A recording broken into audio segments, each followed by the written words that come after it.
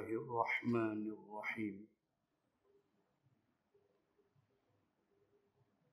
السلام عليكم ورحمة الله وبركاته. الحمد لله وكفى.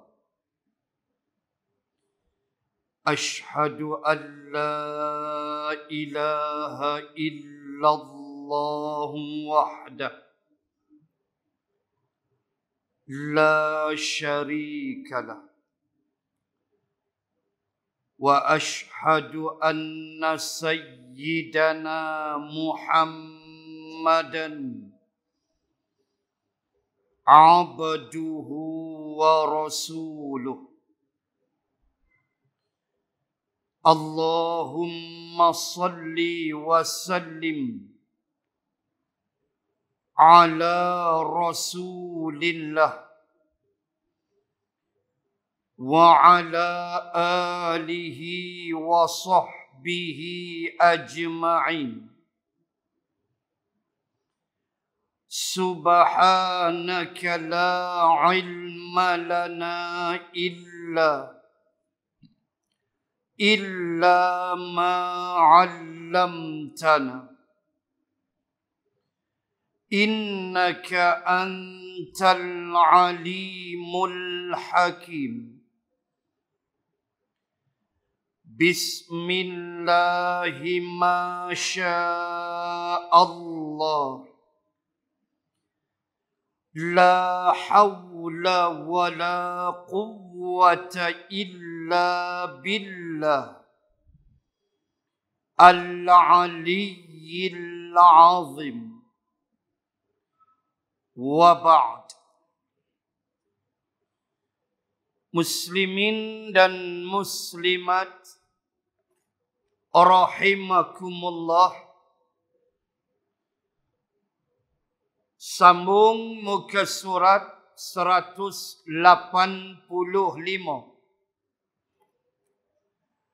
Perkara 106. Masih lagi pada baris yang kedua yang telah saya baca pada bulan yang telah lalu. Saya ulang balik perkara 106.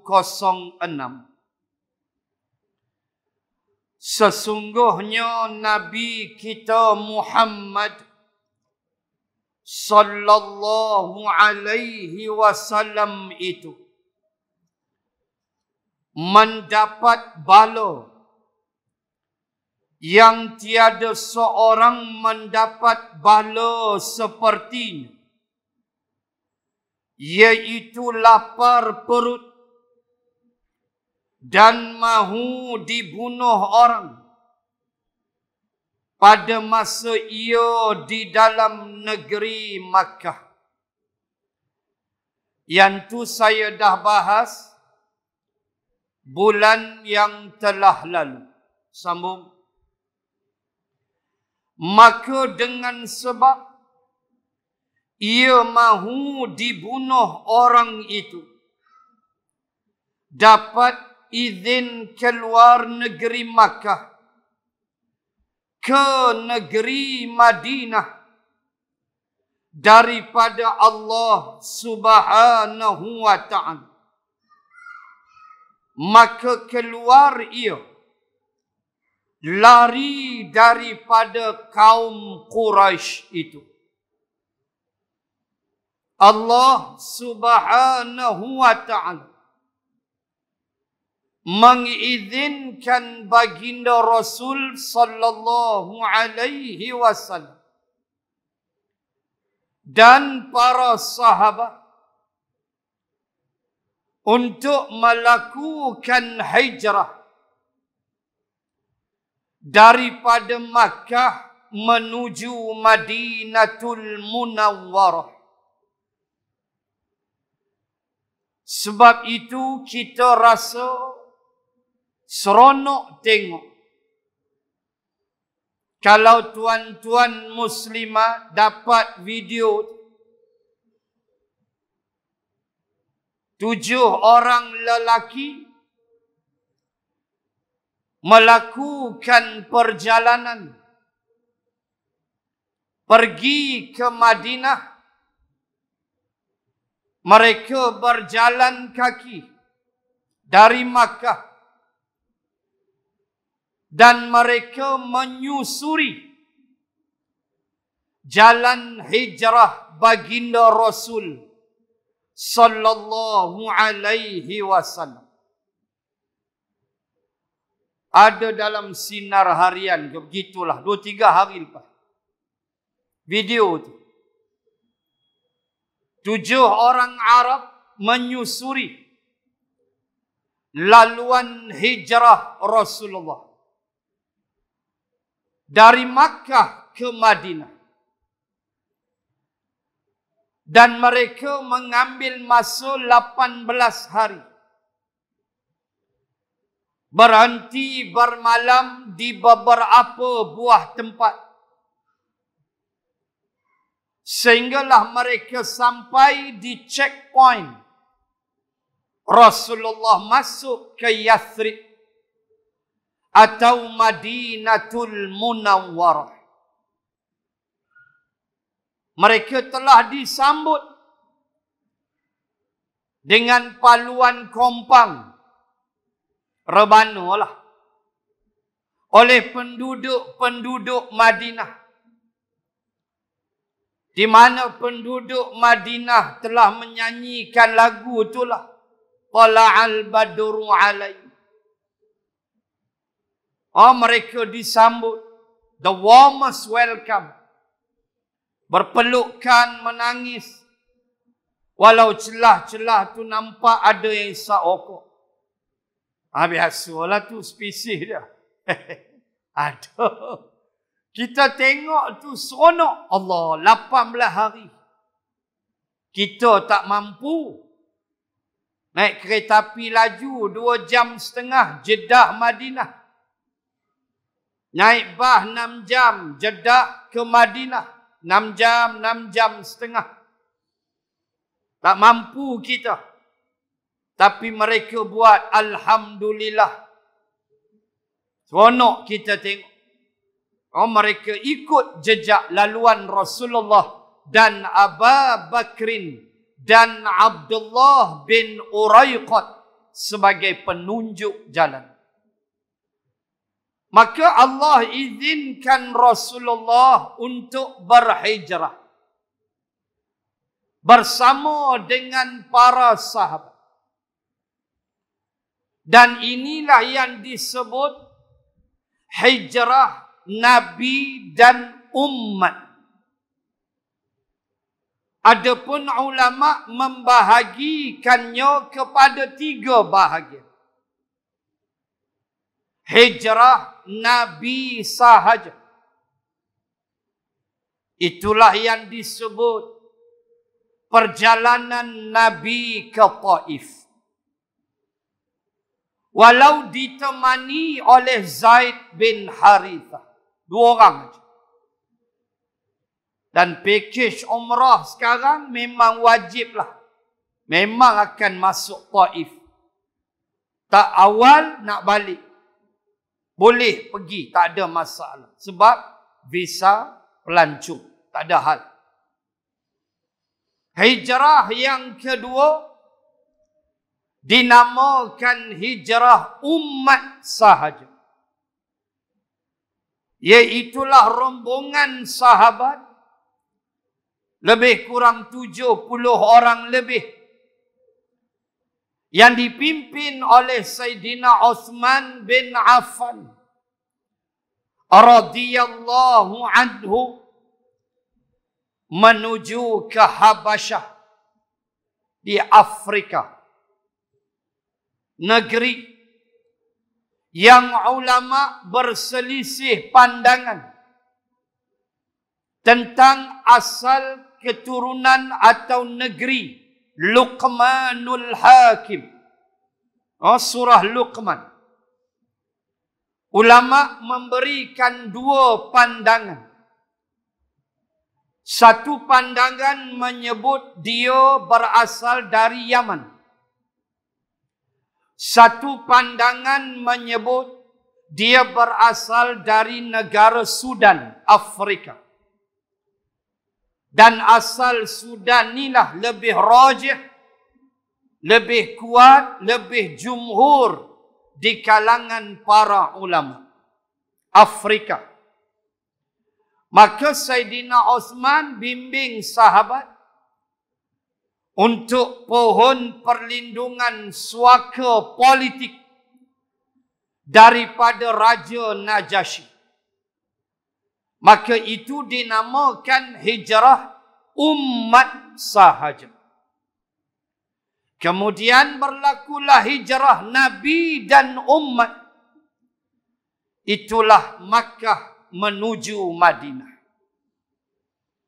Dan ditulis oleh almarhum Syekh Idris Al-Marbawi.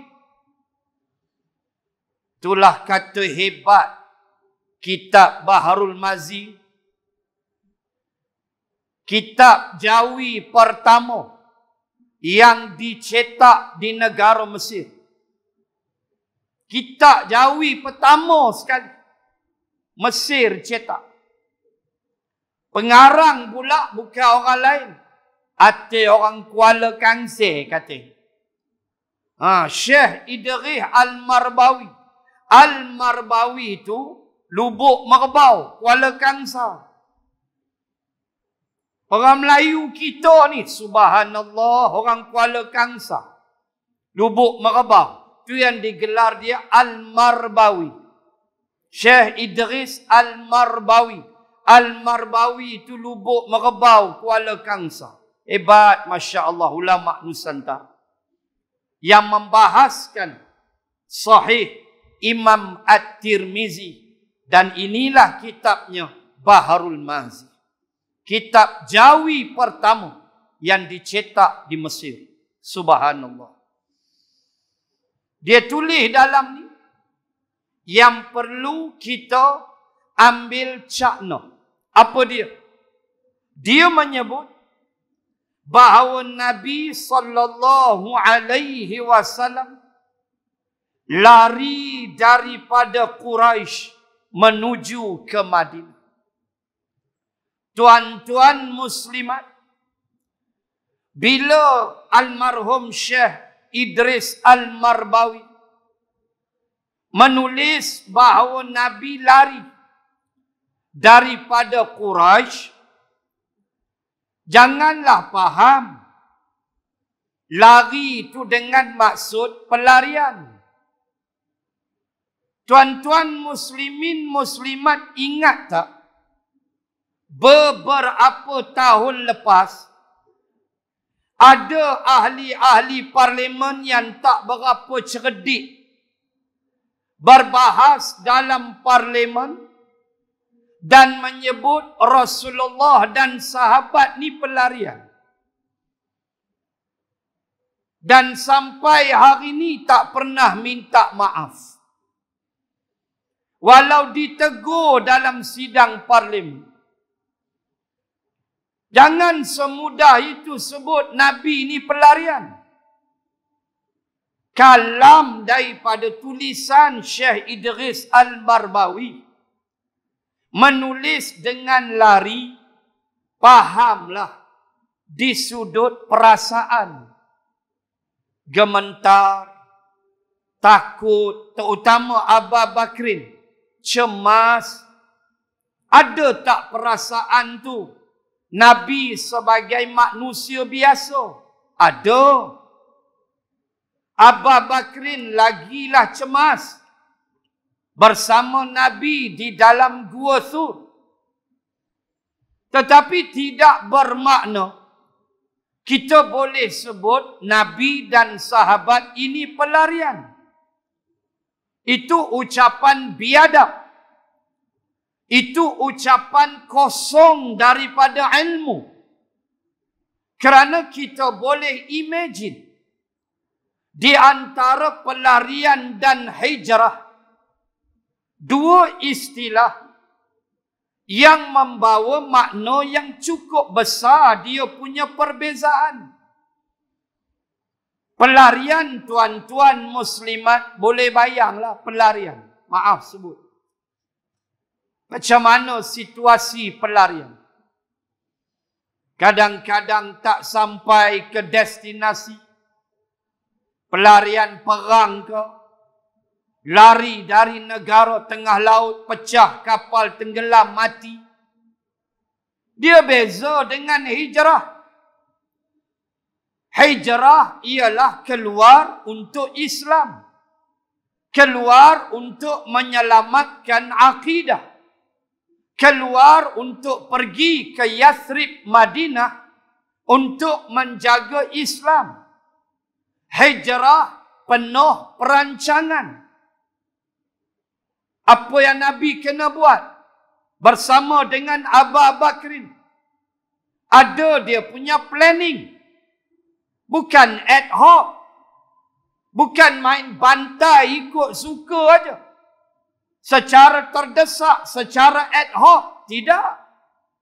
Punya perancangan. Letakkan Saidina Ali di tempat tidur. Pergi ke Jabal Sur dulu. Berapa lama Jabal Sur dirancang? Plan A, plan B. Siapa nak kita upah? Tunjukkan jalan ke Yathrib, ke Madinah. Lepas tu nak sampai di mana? Pergi Quba dulu. Bina Masjid Quba. Well planned. A, B, C, D. Bukan kelang kabut turun-turun lari tak ke mana. Ini tuduhan biadab. Suruh mengaji tak mau. Cakap besar celupa mulut. Akhirnya tuduh Nabi dan sahabat sebagai pelarian. Na'udzubillah. Istilah biadab yang tidak berpijak di bumi nyata. Suruh minta maaf. Tak pernah nak minta maaf. Kerana merasakan diri besar. Diri hebat. Sombong takabur. Wal'ayadzabillah. So dia tulis lari ni. Janganlah duk bayang pelarian. Tetapi ditulis dalam bentuk memahami bahawa penuh kecemasan, perasaan bimbang, perasaan takut, begitu. So istilah dia larilah. Bukannya pelarian. Tolong. Jangan tuduh Nabi dan sahabat sebagai pelarian. Na'udzubillah. Hijrah adalah perintah Allah. Hijrah adalah jihad dan pengorbanan. Hijrah adalah tugas kerja yang mulia untuk memastikan Islam terpelihara. Maka terpaksalah sahabat berkorban perasaan, harta, cinta, kasih kepada bumi Makkah terpaksa dikorbankan demi Islam. Inilah hijrah. Maka Nabi diizin Allah untuk meninggalkan Makkah. Maka lari daripada kaum Quraisy dan sertanya. Sayyidina Bilal dengan sedikit makanan terkepit di celah ketiaknya. Baik, kita duk belajar dah. Waktu Nabi keluar, Nabi bersama Abu Bakrin. Kita khatam kitab Ar-Rahiqul Makhtum. Saya khatam kitab tu dengan anak murid di Masjid Kelang Lama, Kulim. Khatam Rahiqul Makhtum. Kitab sirah yang dianggap terbaik di dunia. Pengarang dia almarhum Al-Syekh Abdul Rahman Mubarak Furi, seorang ulama India. Dan kitab Rahiqul Makhtum mendapat hadiah pertama dari kerajaan Arab Saudi. Kita khatam kitab tu. Start daripada zaman jahiliah. Nabi belum lahir. Sampai Nabi lahir. Sampai Nabi wafat. Tak ada satu pun kenyataan Nabi, Abu Bakrin dan Bilal. Tak ada. So apa makna ni? Sekejap lagi nampak. Apa maksud sertainya Bilal? Dan Bilal mengepitkan sedikit makanan di celah ketiak. Sebab kitab mana pun bila sebut hijrah Nabi aja hanyalah dengan Abu Bakrin radhiyallahu anhu. Tidak ada Bilal di Jabal Sur. Tak ada. Tidak ada Bilal dalam perjalanan daripada Jabal Sur menuju Yathrib, Madinah. Tidak ada. Yang ada hanyalah Abu Bakrin. So, apa makna Bilal menyertainya? Maksudnya Bilal berhijrah. Itu maksud dia. Bukan bersama Nabi. Ini kena faham balaghah. Kena reti kitab-kitab lama dia begitu. Tulisan bahasa dia tu. Maknanya sertainya. Sertai Nabi. Maknanya Bilal berhijrah. Bukan dia bersama Nabi di dalam Gua Sur. Dah. Hak tu Abu Bakrin je. Semua kitab sirah menulis sedemikian. So maknanya Bilal pun berhijrah. Itu maksud dia. Bukan dia bersama Rasulullah. Bersama Nabi hanyalah Abu Bakrin. Demikian lenggok balaghah bahasa yang perlu kita faham. Samalah kalau kita belajar ilmu balaghah. Bila Allah menyebut wa idza maridtu fahuwa yashfin. Dalam surah Asy-Syu'ara. Dalam surah Asy-Syu'ara. Ayat-ayat yang banyak. Cerita dakwah Nabi Ibrahim kepada kaumnya. Antaranya Nabi Ibrahim ajar kaum dia. Ayat 72 ke 73. Begitulah surah Asy-Syu'ara. Juzuk 19.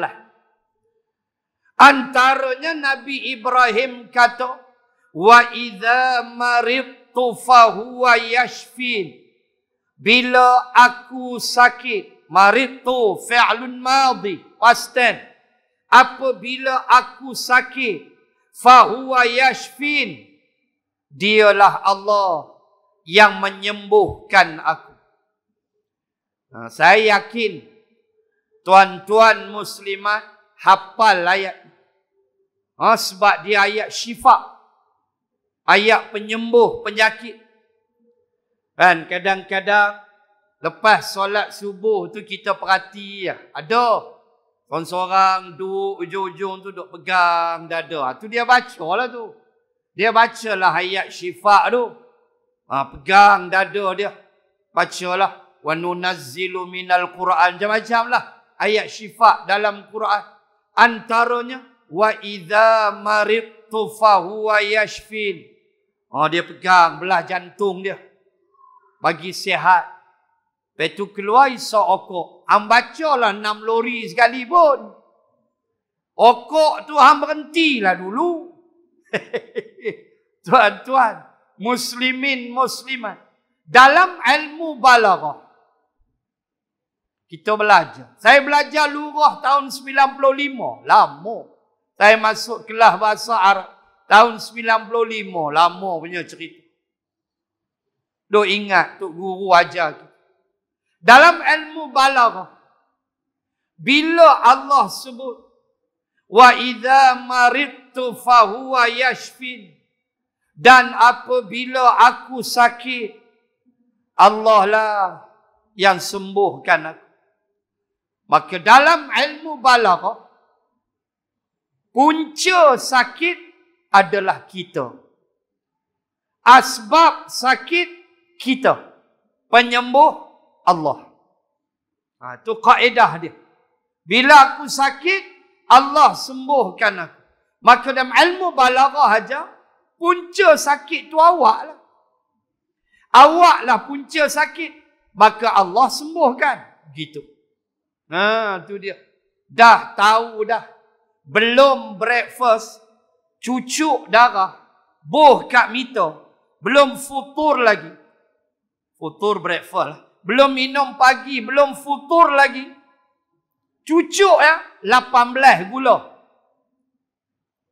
18. Ada yang habis meter, tak boleh baca.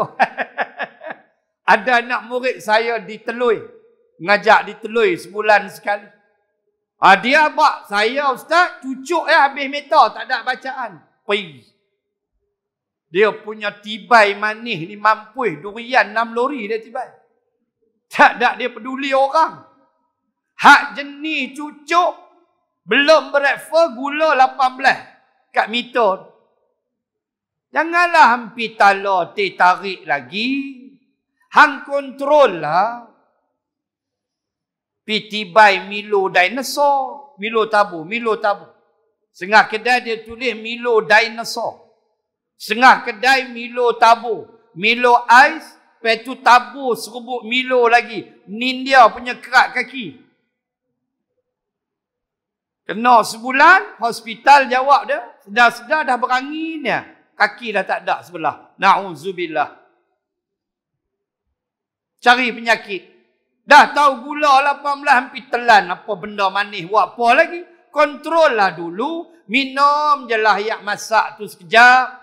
Agak-agak dia turun. Rembat balik lagu tu lah. Ni dah 18 tibai. Tarik 2 gelas. Breakfast. Nasi lemak 2. Roti canai. Tepung tuan-tuan. Tepung pun ada gula dia. Karbohidrat. Balon punya balon balik lena. Kok balik pi bendang tak apa. Rokok 4 batang. Mana tak mampu Hawaii. Dalam ilmu balaghah, penyakit tu kita cari. Wa idza maridtu fa huwa yashfi. Dan bila aku sakit, Allah penyembuh. Maka dia ajar. Penyakit tu kita cari. Lepas tu, carilah ubat. Allah lah penyembuh. Itu kaedah. Samalah hak ni. Bila kata Bilal menyertai. Maknanya Bilal tu pergi hijrah lah. Bukan dia join Rasulullah. Sebab hak dengan Nabi Abu Bakrin aja. Mana ada Bilal? Tak ada. So tulis tu, Bilal sertai. Maknanya dia pun berhijrah. Tu maksud dia. Baik. Ada hadis di situ. Itulah khabar yang telah dikeluarkan oleh Abu Isa At-Tirmidzi. Hadisnya demikian ini katanya. An Anasin qala. Qala Rasulullah sallallahu alaihi wasallam. Laqad ukhiftu fillahi wa ma yakhafu ahadu wa laqad udhitu fillahi wa ma yu'dha ahadu wa laqad atat alayya 30 min baiti yawmin wa laylah wa mali wa li Bilalin ta'amun ya'kuluhu dhu kabidi illa syai'in yuwarihi ibtu Bilal. Diriwayatkan daripada seorang sahabat bagi Nabi sallallahu alaihi wasallam lagi khadamnya namanya Anas bin Malik radhiyallahu anhu Katanya, telah bersabda Rasulullah sallallahu alaihi wasallam, demi sesungguhnya aku sudah kena takut orang-orang kafir pada masa keluar aku dari Makkah berpindah ke negeri Madinah kerana menyampaikan apa titah Allah. Disebut oleh pengarang kitab bagaimana Nabi sallallahu alaihi wasallam menyebut ukhiftu. Khauf makna takut. Ukhiftu jadi madhi, aku telah takut. Ini hadis Imam At-Tirmizi. Hasan Gharib. Hasan Gharib, hadis yang baik. Hadis hasan tetapi gharib. Ma makna hadis tu gharib? Perawi dia seorang aja. Rawi hadis ni seorang sahaja. Dan banyak pecahan hadis gharib. Rawi dia seorang aja. Yang ambil hadis ni seorang sahaja. Itu dia panggil hasan gharib. Baik. Dan ia boleh dipakai. Bagaimana Nabi sebut? Ukhiftu. Aku telah takut. Perasaan tu ada. Jangan ingat tak ada. Itu sifat manusia. Takut saat lagi Abu Jahal kacau macam-macam. Dan Nabi kata, aku meninggalkan Makkah menuju ke Madinah kerana mahu menjunjung akan titah perintah Allah Subhanahu wa ta'ala. Itulah kehidupan kita, muslimin dan muslimat, bersedia untuk menjunjung perintah Allah Subhanahu wa ta'ala selagi nyawa dikandung badan. Ma dumtu hayya, kata Nabi Isa, ma dumtu hayya, selagi hayatku dikandung badan, menjunjung perintah Allah yang kita namakan amal yang soleh. Tuan-tuan muslimat, tak ada ruginya kita melakukan amal yang soleh.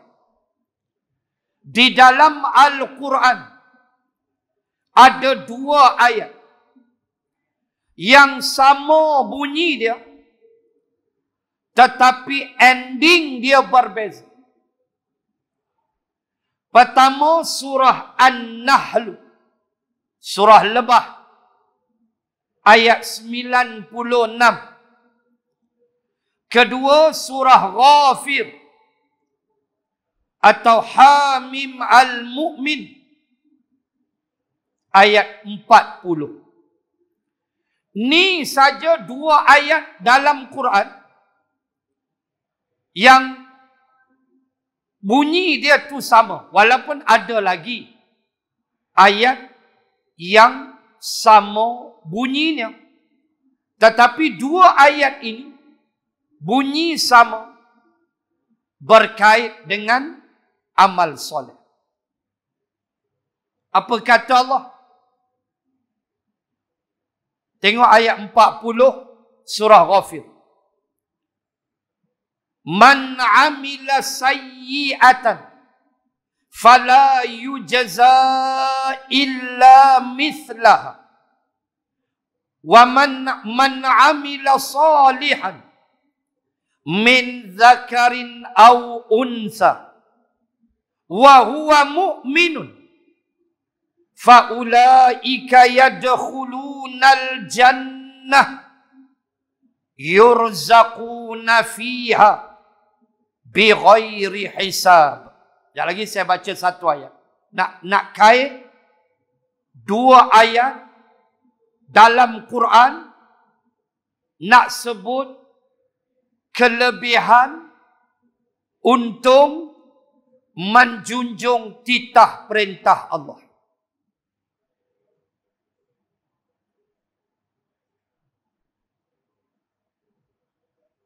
Saya dengar ada orang menyembang. Belah mana suara? Baik, please. Dia ganggu.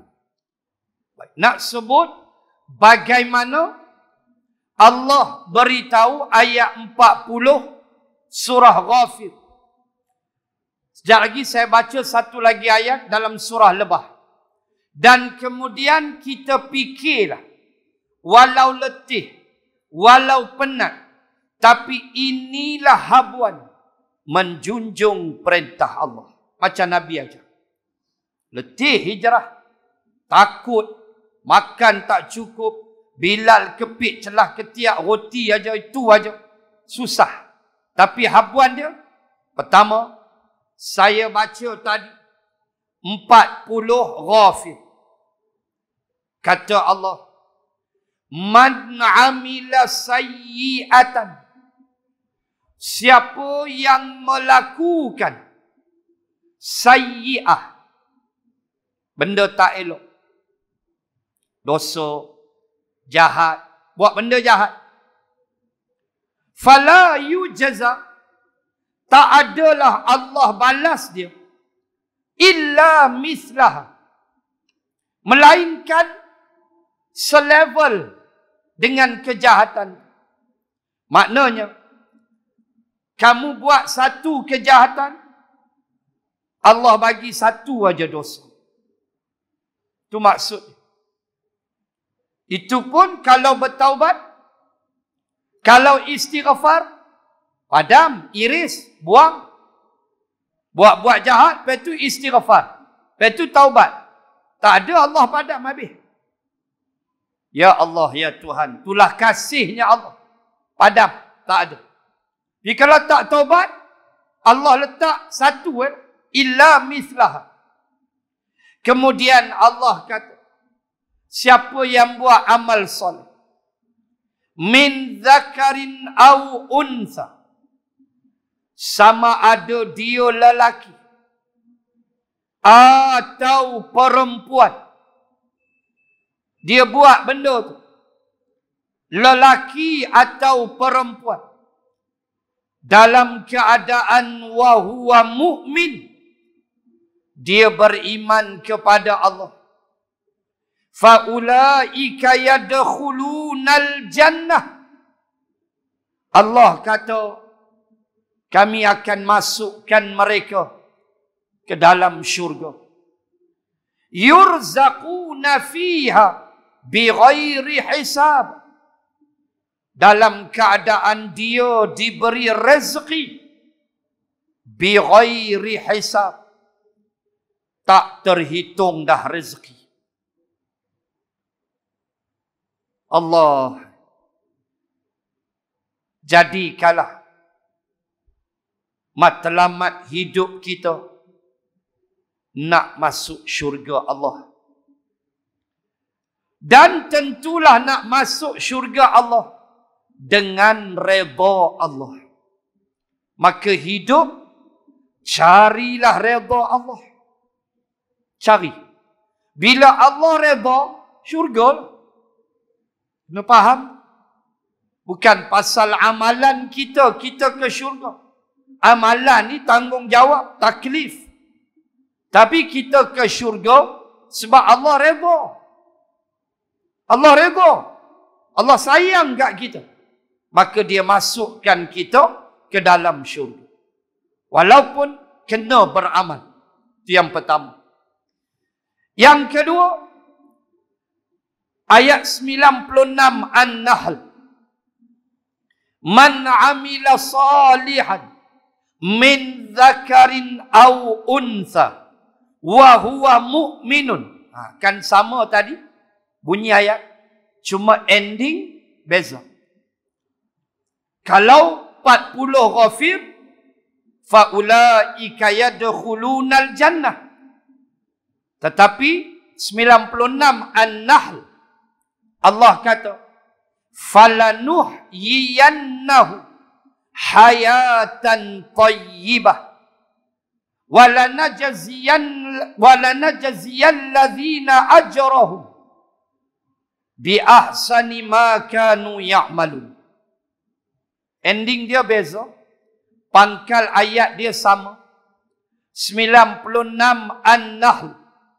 Barang siapa yang melakukan amal yang soleh di kalangan lelaki dan perempuan, sedangkan dia beriman, maka falanuhyiyannahu hayatan tayyibah, maka kami akan hidupkan dia dengan kehidupan yang baik.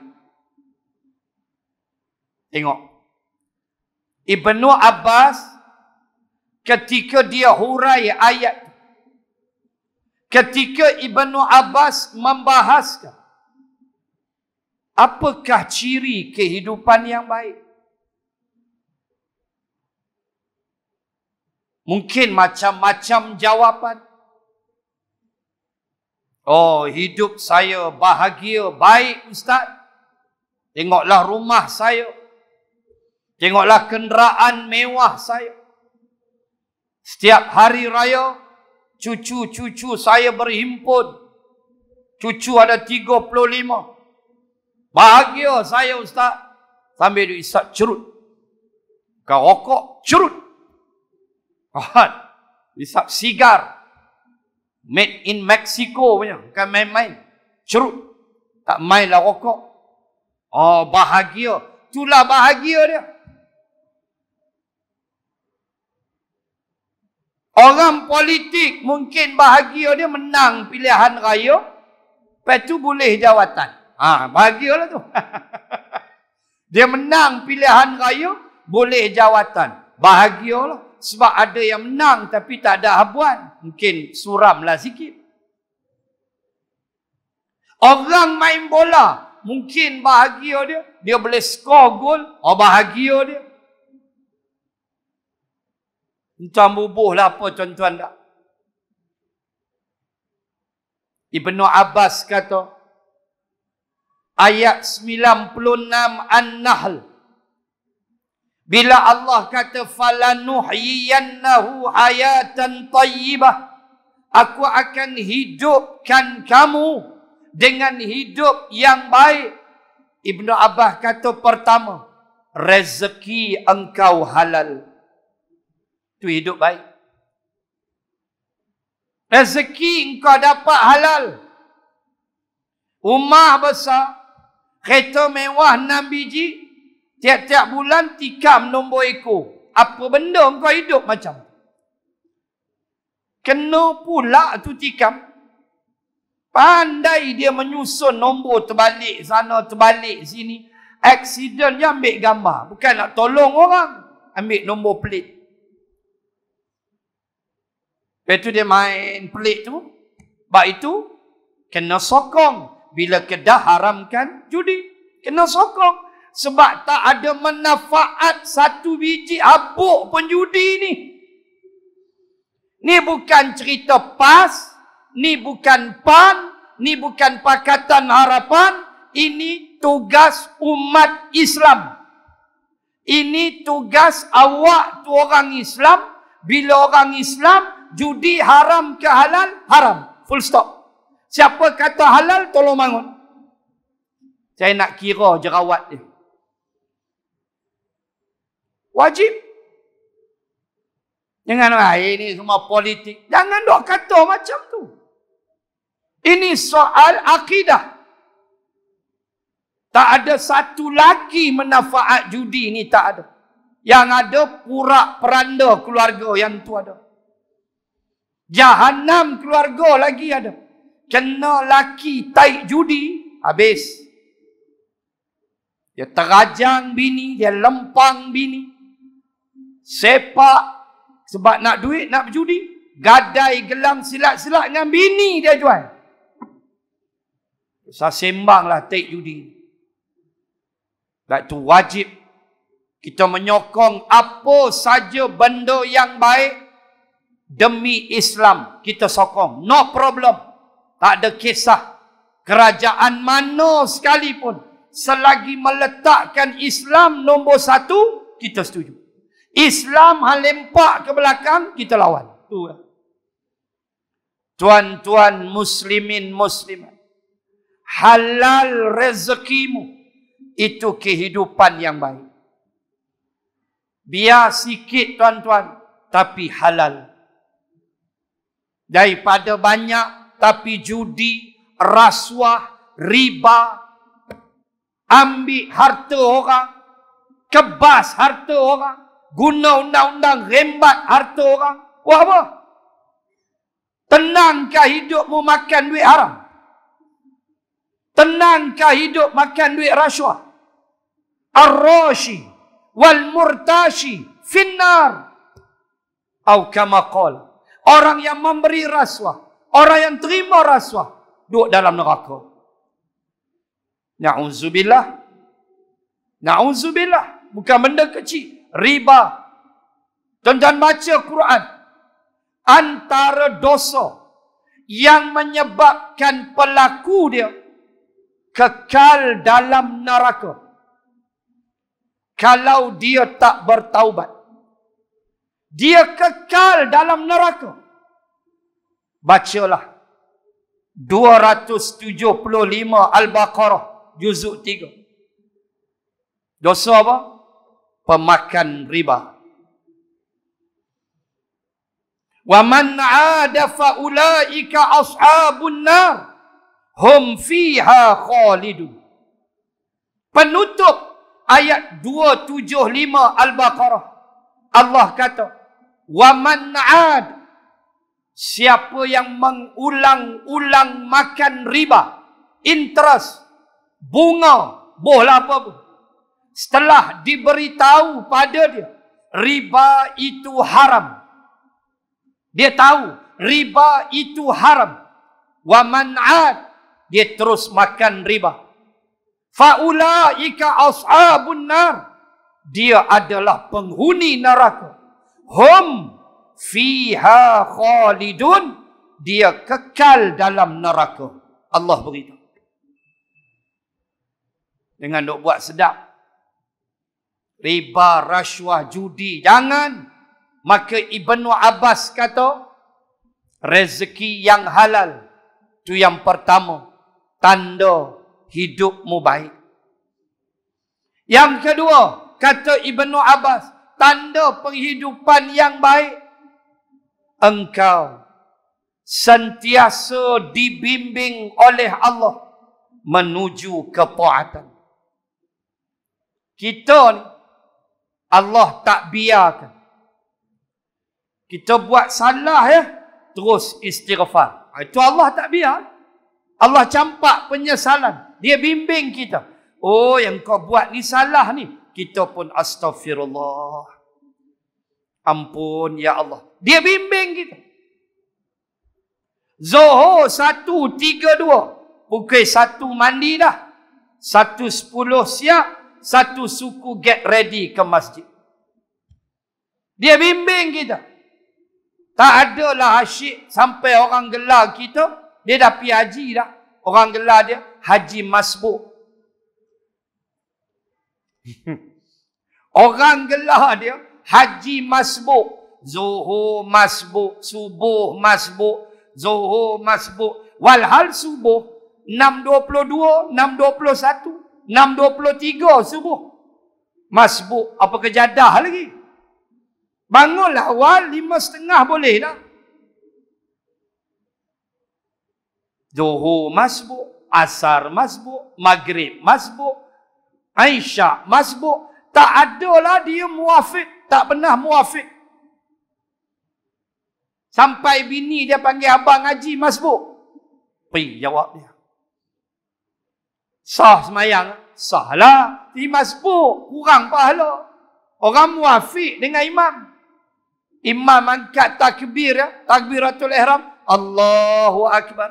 Immediately, on completion of imam, Allahu Akbar, tu paling besar pahala.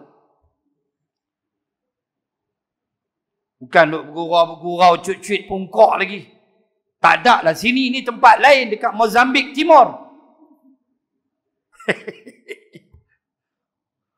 Tok Imam angkat takbir, duk usik-usik pungkok orang lagi. Duk bergurau-bergurau lagi. Duk tepuk-tepuk tangan lagi. Apa benda? Afdal, paling besar pahala. On completion of imam. Allahu Akbar. Terus kita angkat takbir. Itulah paling besar pahala. So, kita dibimbing kepada ketaatan. Sentiasa nak buat baik. Sentiasa diri ni nak infak untuk jalan Allah. Sentiasa diri ni nak bagi saham untuk Islam. Hati tu sentiasa nak buat al-khair, al-bir, kebaikan, kebaktian. Kata Ibnu Abbas, tanda kedua hidupmu baik, Allah bimbingmu menuju ketaatan. 3, kamu ada sifat qana'ah. Qana'ah makna puas hatilah. Allah bagi apa pun kita puas hati. Kita usaha. Tu rezeki kita. Puas hati. Alhamdulillah ya Allah, syukur. Usaha lagi. Allah bagi hak tu. Syukur. Qana'ah. Dan yang keempat, kata Ibnu Abbas, engkau redha dengan ketentuan Allah. Apa Allah tentu dekat engkau redha. Musibah ke, benda tak elok ke, kematian ke, kemalangan ke. Tak ada siapa ndak. Benda-benda susah ni kita tak nak. Kemalangan, patah kaki, payah nak pergi masjid, apa semua. Tapi kita redha dengan apa yang Allah tentukan. Kematian, kita redha sampai masa pergi. Kita redha, kita pun akan pergi. Begitu. Ini 4 Ibnu Abbas saja. Itulah maksud kata Ibnu Abbas. Hayatan tayyibah. Hidup yang baik. Ayat 96 An-Nahl. Saya cuba habiskan. Baik. Dan tiada seorang pun ditakuti seperti aku. Maksudnya Nabi ada perasaan takut. Dan demi sesungguh disakiti akan aku oleh orang-orang kafir pada masa menyampaikan surah Allah di dalam masa aku tinggal di Makkah. Tiada seorang pun kena sakit orang seperti kena disakiti aku itu. Maksudnya akulah paling teruk kena ketika aku berdakwah di Makkah. Baik. Dan demi sesungguhnya telah datang ke atasku bala 30 hari daripada antara sehari semalam itu. Tiada bagiku dan bagi Bilal makanan yang boleh dimakan akan dia oleh yang mempunyai hati, yakni jiwa, melainkan sesuatu yang disembunyikan di celah ketiak Bilal. 30 hari itu, kita dah sebut hari itu. Bagaimana Nabi berlapar. Dapur tak berasap. Malahan Aisyah sebut 3 bulan. Kita dah baca dah hadis dia. 3 bulan makan kurma dengan air. Saya cabar tuan-tuan, 23 Mac 1 Ramadan buka puasa kurma air sampai pagi besok. Jangan makan apa. Nak tengok muka apa. Mati syahid telah dewan. Usah sembang lah. Ngaku-aku je lah. Yang ada nasi gunung. Itu dia. Nasi gunung, ayam dalam. Tanam dalam ayam. Tak nampak. Tunggu dewan siap. Tengok dekat skrin kita. 23 Februari. InsyaAllah. Serahan apa semua. Makna sebelum puasa kita bolehlah iftar di dewan. InsyaAllah. Mudah-mudahan. Amin. Ya Rabbal Alamin. Nak tengok makan kurma 3 biji ayam. Maghrib, Isya, Tarawih. Tak payah makan apa. Keluar pintu, ambulans sampai. Hak itulah kita. Ya Allah, ya Tuhan. Tiap-tiap tahun history repeat itself lah kata orang putih. Tiap-tiap tahun lagu itulah. Semangat hebat. Tapi nak Nak cuba kurang tu ya Allah. Satu Syawal timbang naik 20 kilo. Aduh, tuan-tuan. Nabi 30 hari dalam ni. Aisyah kata 3 bulan kami tak makan. Makan kurma dengan air. Allah Allah. Dan Nabi kata adalah sikit. Hak Bilal bawa. Roti celah ketiak. Nak gambar. Itulah dia yang ada. Roti celah ketiak banyak mana. Faham tengok. Hak itulah yang ada pada sahabat. Ketika mereka berhijrah. Kata Abu Isa At-Tirmizi. Bermula ini hadis Hasan lagi gharib. 107 masalah Nabi menyedikitkan dunia. Wallahu a'lam wa ilal liqa fi syahril ati. Subhanakallahumma wa bihamdik nashhadu an la ilaha illa ant wa nastaghfiruka wa natubu ilaik. Bismillahirrahmanirrahim. Alhamdulillahi rabbil alamin. Assalatu wassalam ala rasulillah wa ala alihi wa sahbihi ajma'in. Allahumma zidna ilman warzuqna fahman. Allahumma rzuqna fahman nabiyyin wa hifzal mursalin. Allahumma ij'al jam'ana hadha jam'an marhuma wa tafarruqana min ba'dih tafarruqan ma'suma. Rabbana atina fid dunya hasanah wa fil akhirati hasanah wa qina adzaban nar. Wa sallallahu ala rasulillah wa ala alihi wa sahbihi wa baraka wa sallam. Walhamdulillahi rabbil alamin. Assalamualaikum warahmatullahi wabarakatuh.